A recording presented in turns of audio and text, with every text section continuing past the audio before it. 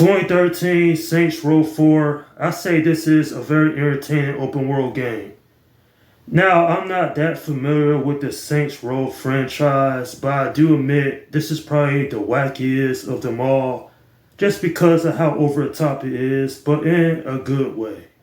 Like I said just a moment ago, I'm not that familiar with this franchise. I only ever played the first game a little bit, but this was the first game I actually had fully gotten and played through the entire story. Yes, it's wacky, like I said, but it's a lot of fun, and I really do like the story in this. Which is about an alien empire invading Earth and taking over. Zinyak, their leader, he takes all the characters and places them in their own simulation nightmare, where a main character not only has to free them and get the game back together, but they also must stop Zinyak's reign of terror.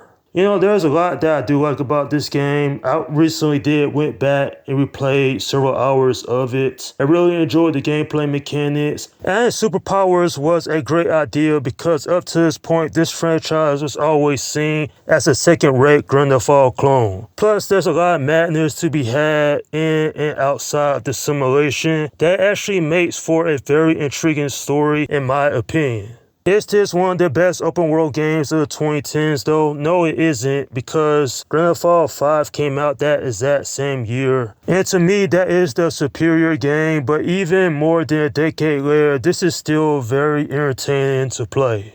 I really do like how this game doesn't take itself too seriously. You start off as playing as the President of the United States, but then there's an alien invasion, and well, it gets really wacky from there. Going into the simulation, the main character having superpowers is a fun time. Volition did such an excellent job with it. And I'll say that adding superpowers, it doesn't really make sense considering how normal this franchise started. In the grand scheme of things, they went over the top and actually worked to its benefit. Seeing characters such as Johnny Gat or Keith David or even Kenzie, the hacker specialist, they all have their important part to play in the story. I think that the antagonist, Zinyak, he is so funny just because he has his moments. Zinyak!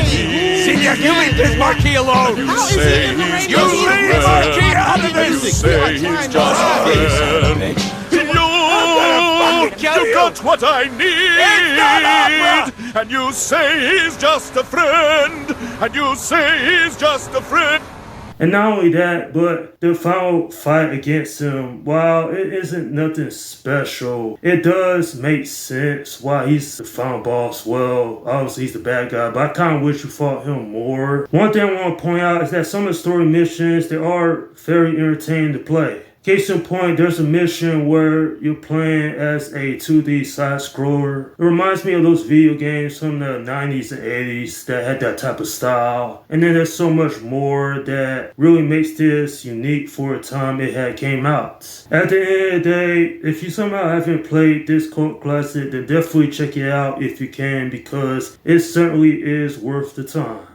I'm giving this video game an 8 out of 10. Man, this franchise always been absurd, but this is the high point of the absurdity. The voice acting is great, and so is the music. There are several memorable songs in this game, and not only that, it's also funny as well. A negative thing that I will say about story is that Zinyak, he's kind of one dimension. Yeah, there are some moments to him, but we don't know why he's so evil. It kind of makes his motivations weak, but at least there are several good moments throughout the game that does make up for it. Nonetheless, a game that gets a lot of things right, and it's just downright fun to play when it comes down to it. And that's my review of Saints Row 4. Alright, leave your comments down below in the section and let me know what you think about this video game. Okay, this is Slim Guy 172 saying peace out.